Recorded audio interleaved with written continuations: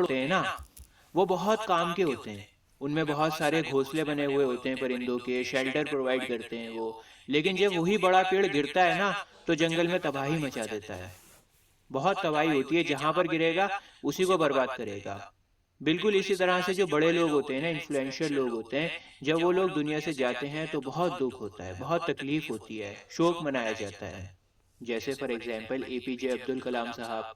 लोग इनसे बहुत प्यार करते थे, बहुत इन्फ्लुएंशियल थे, बहुत ध्यान से इनकी बातों को सुना जाता था। लेकिन जब इनकी डेथ हुई ना, तो मानो एक बहुत बड़ा पेड़ गिर गया हो।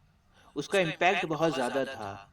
सभी जगह पर गम था, तकलीफ़ें थीं, लोग रो रहे थे, याद कर रहे थे। समझ में आ रहा है आपको? हम लाइन बाय लाइन पढ़ेंगे इस पूरी पोएम को और आपको बहुत अच्छी तरह से समझ में आ जाएगी।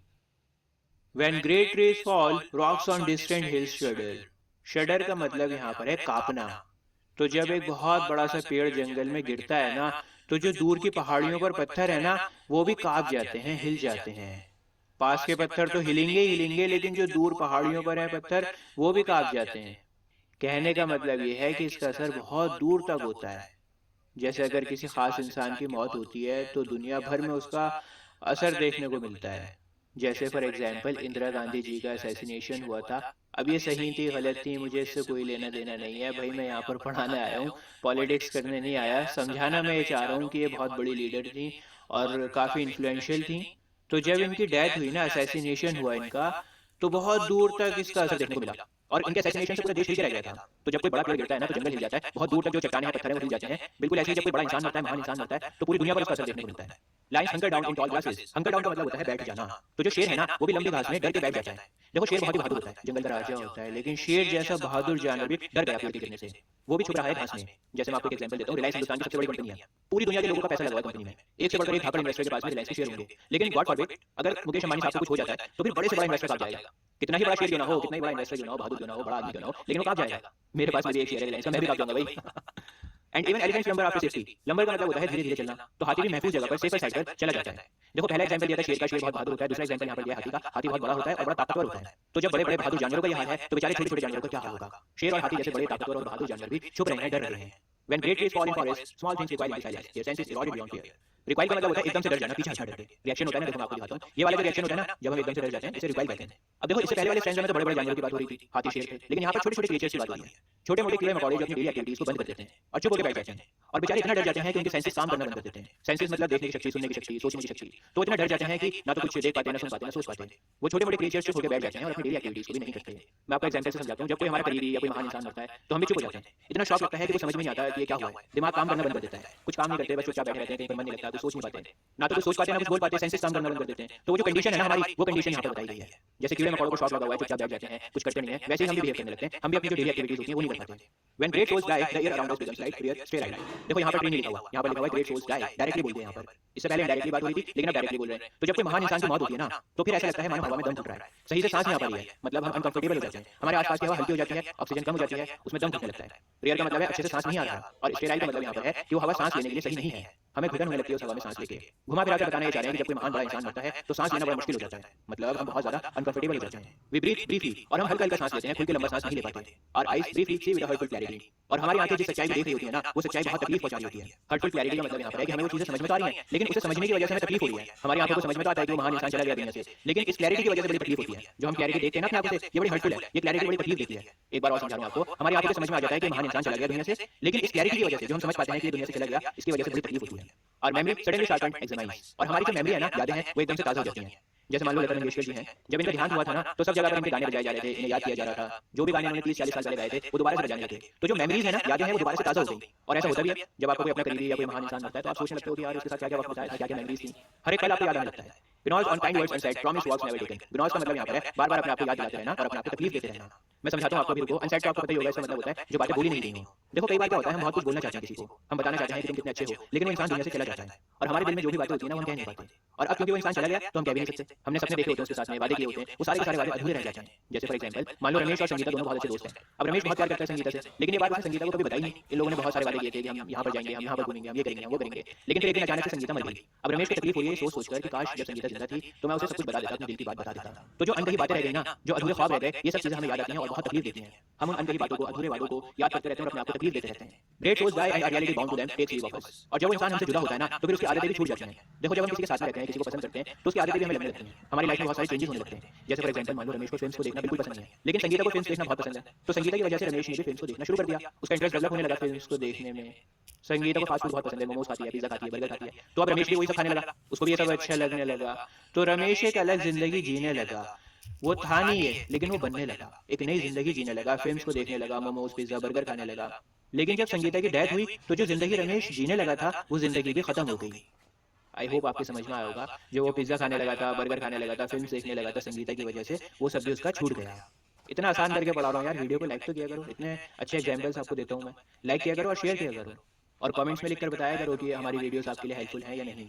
Our souls depend upon their nurture not shrink वाइजेंट। ये लाइंस भी मैं आपको रमेश और संगीता के एग्जाम्पल से समझाऊंगा। देखो रमेश बहुत खुश था संगीता के साथ में, बहुत खुश था बेचारा। संगीता हमेशा उसका ख्याल रखती थी, जो भी रमेश को पसंद था संगीता वही करती थी ताकि रमेश खुश रहे। लेकिन संगीता की डेथ के बाद रमेश की रूह अकेली पड़ गई। अब उसके सोल का कोई भी ख्याल नहीं रखता, उसके सोल को कोई भी नर्चर नहीं करता। उसका सोल, उसकी रूह सिकुड़ गई है, मतलब अब पहले जैसी बात नहीं रही। उसका सोल बूढ़ा हो गया है। वाइजेंट का मतलब यहाँ पर है बूढ़ा हो गया। अब उसका कुछ भी करने का मन ही नहीं करता, जो एक्साइटमेंट थी, जो स्पार्क था, वो खत्म हो गया उसकी जिंदगी से। यही बात यहाँ पर बोलना चाह रहे हैं कि हमारा जो सोल है ना, वो डिपेंड करता है हमारे लव्ड वंस के ऊपर। हमारी खुशी डिपेंड करती है हमारे लव्ड वंस के ऊपर। हमसे जो प्यार करते हैं, जब वो हमारे सोल का ख्याल रखते हैं, उसे नर्चर करते हैं, तो हम खुश रहते हैं, बहुत अच्छे रहते हैं। लेकिन जब वो हमारी जिंदगी से चले जाते हैं, जब हमारे सोल को नर्चर नहीं किया जाता, तो हमारा सोल बूढ़ा हो जाता है, श्रिंक हो जाता है, सिकुड़ जाता है, वो एक्साइटमेंट खत्म हो जाती है, हमारी रूह कांप जाती है, हिल जाती है, बीमार हो जाती है। Our mind formed and informed by the radiance fall away. और हमारा जो दिमाग बना हुआ था उनके स्पार्क से, उनकी चमक से, वो दिमाग भी हिल गया है।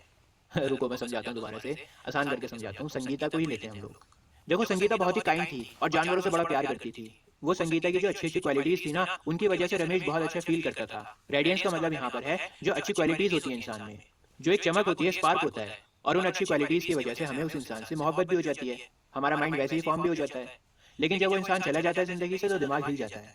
जैसे आपने वो देखिए तेरे नाम, उसमें राधे भैया बड़े बदमाश होते हैं, लेकिन फिर उन्हें प्यार हो जाता है और राधे भैया बदलने लगते हैं, बदमाशी छोड़ देते हैं। जो हीरोइन होती है ना, वो बहुत ही भोली भाली होती है, बड़ी काइंड होती है, और उसकी जो अच्छी क्वालिटीज़ हैं वो रेडियंस है। अच्छी क्वालिटीज़ मतलब रेडियंस, जो वो काइंड है, अच्छे से बिहेव करती है, और उस रेडियंस की वजह से राधे भैया का माइंडसेट भी बदल जाता है। लेकिन फिर वो लड़की मर जाती है और फिल्म के आखिर में राधे भैया बिल्कुल अलग ही इंसान बन जाते हैं, पागलों का इलाज करना शुरू कर देते हैं। खैर, क्या अजीब तरीका है यार मेरा भी पढ़ाने का, पता नहीं इंग्लिश पढ़ा रहा हूँ क्या पढ़ा रहा हूँ, कुछ भी आ जाता है यहाँ पर। तो समझे ना आप, जो अच्छी क्वालिटीज होती हैं दूसरे इंसान में, उसकी वजह से हमारा माइंडसेट बदलने लगता है। लेकिन जब वो इंसान चला जाता है तो हमारा दिमाग भी हिल जाता है, क्योंकि वो दिमाग उसी इंसान की वजह से बना था। We are not so much maddened as reduce to the unattainable ignorance of dark cold caves. अब ऐसा नहीं होगा कि किसी महान इंसान के जाने से आप पूरे पागल ही हो जाओगे। हमें ऐसा महसूस होता है कि मानो हम किसी दुख भरी गुफा में अकेले बैठे हों। वो गुफा अंधेरे से भरी पड़ी है। जैसे वो फिल्म देखी आपने कबीर सिंह, शाहिद कपूर की। अच्छा वाला एमबीबीएस कर रहा होता है वो, और फिर लड़की आ जाती है उसकी जिंदगी में और वो लड़की भाग जाती है उसे छोड़ के, तो एकदम अकेला पड़ जाता है, रूम में पड़ा रहता है, शराब में डूबा रहता है, कहीं कुछ करने का मन नहीं करता उसका, अकेला गम में तकलीफ में पड़ा रहता है। अब ऐसा नहीं है कि वो बिल्कुल पागल हो गया, दिमाग तो उसका ठीक था, इवन जॉब कर रहा था, वो डॉक्टर की सर्जरी भी करता था, लेकिन अपने आप को अकेला कर लिया था उसने, कहीं पर जाने का मन नहीं करता था, किसी से मिलता जुलता नहीं था, कुछ अच्छा नहीं लगता था जिंदगी में। अब देखो ये तो फिल्म में कुछ ज्यादा इसमें दिखा दिया था, इतना ज्यादा नहीं होता। और यही सेम बात यहाँ पर बताना चाह रहे हैं कि ऐसा नहीं है कि हम पागल हो जाते हैं, पागल तो नहीं होते, लेकिन ऐसा लगता है जैसे मानो हम एक अंधेरी गुफा में कैद हो गए और उस गुफा में बहुत गम है, बहुत तकलीफें हैं।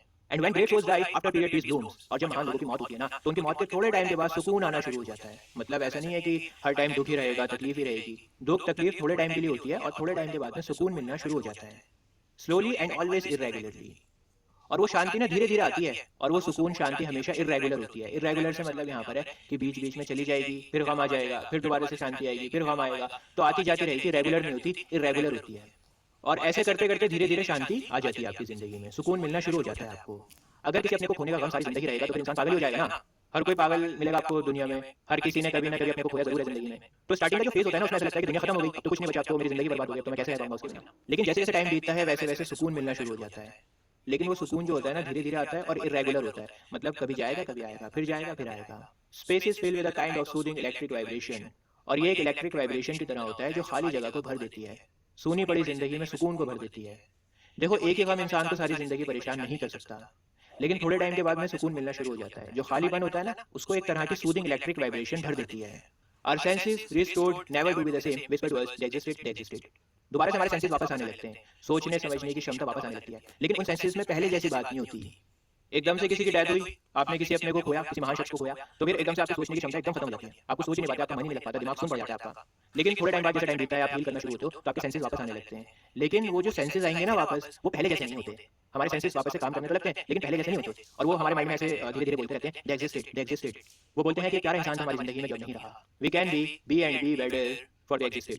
और हम ज़िंदा रहें और बेहतर बनते रहें और उनकी मेमोरीज़ को, उनकी लेगेसी को ऑनर कर सकें। रुको मैं समझाता हूँ आपको। जैसे मान लो मेरे दादाजी थे, मैं खूब मन लगा के पढ़ाई करता था ताकि